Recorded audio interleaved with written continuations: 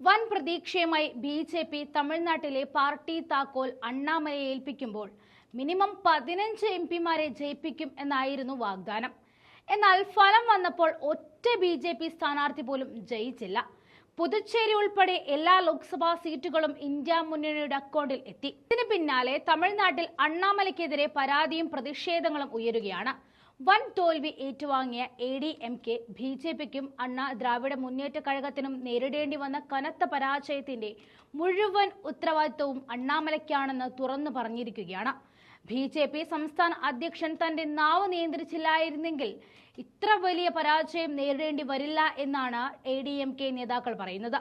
ഡി.എം.കെയുടെ നേതൃത്വത്തിൽ മത്സരിക്കാൻ ഇറങ്ങിയ ഇന്ത്യ സഖ്യം തമിഴ്നാട്ടിലെ 36 സീറ്റുകളും സ്വന്തമാക്കിയപ്പോൾ ബി.ജെ.പിയും എ.ഡി.എം.കെയും സംപൂജ്യരെ തന്നെ മടങ്ങി. തെരഞ്ഞെടുപ്പ് തോൽവിക്ക് പിന്നാലെ അണ്ണാമലൈ നടത്തിയ പ്രസ്താവനയാണ് എ.ഡി.എം.കെ പ്രകോപിപ്പിച്ചിരിക്കുന്നത്. മിക്കയിടങ്ങളിലും എ.ഡി.എം.കെ 3-ാം സ്ഥാനത്താണെങ്കിലും ബി.ജെ.പി 2-ാം സ്ഥാനത്തെത്തിയത് പാർട്ടിയുടെ വിജയമാണെന്നായിരുന്നു സംസ്ഥാന പ്രസിഡന്റിന്റെ അവകാശവാദം. ഇതിന് പിന്നാലെയാണ് ദ്രാവിഡ പാർട്ടി നേതാക്കൾ അണ്ണാമലയ്ക്കെതിരെ രംഗത്ത് വന്നത്.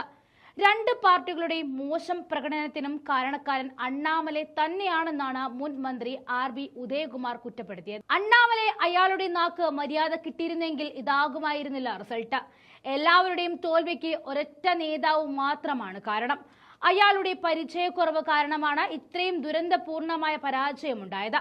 തനിക്ക് മുൻപുണ്ടായിരുന്നവരെ കണ്ട് പഠിച്ചിരുന്നെങ്കിൽ, സംസാരം നിയന്ത്രിച്ചിരുന്നെങ്കിൽ അയാളുടെ ഡൽഹി നേതാക്കൾ ഇത്ര ബുദ്ധിമുട്ടേണ്ടി വരില്ല എന്നായിരുന്നു.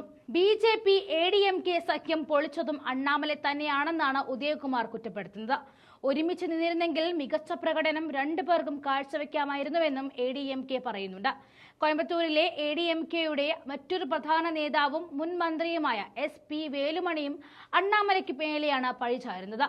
ബി.ജെ.പി. എ.ഡി.എം.കെ സഖ്യമായിരുന്നു മത്സരിച്ചിരുന്നെങ്കിൽ 30 മുതൽ 35 സീറ്റുകൾ നേടാൻ കഴിയും എന്നായിരുന്നു വ്യാഴാഴ്ച നടത്തിയ വാർത്താ സമ്മേളനത്തിൽ വേലുമണി അവകാശപ്പെട്ടത്. സഖ്യം യാഥാർത്ഥ്യമാകാതിരുന്നതിന്റെ പഴി അണ്ണാമലയുടെ തോളിലാണ് വേലുമണി ചാരുന്നത്. എന്തായാലും തമിഴ്നാട്ടിൽ നിന്നും ലഭിക്കുന്ന റിപ്പോർട്ടുകൾ പ്രകാരം രാജ്യസഭ വഴി അണ്ണാമലയെ കേന്ദ്ര സർക്കാരിന്റെ ഭാഗമാക്കുവാനാണ് ബി.ജെ.പി. ലക്ഷ്യമിടുന്നത്. പാർട്ടി അധ്യക്ഷ പദവിയിൽ നിന്നും അണ്ണാമലയെ മാറ്റി പകരം പുതുമുഖത്തെ അവതരിപ്പിക്കുന്നത് വഴി ഒരു തിരിച്ചുവരവിനുള്ള അവസാന ശ്രമവും ബി.ജെ.പി. നടത്തുന്നുണ്ട്.